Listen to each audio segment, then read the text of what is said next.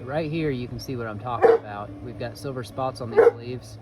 Well, there's an insect that's been laying eggs right there, and they'll lay them in batches. And I'm not sure what kind of insect is doing that, but I've got them throughout on my squash leaves and pumpkin leaves. This is a pumpkin here, so the cucumbers are doing really well. See how dog's vying for attention on the video.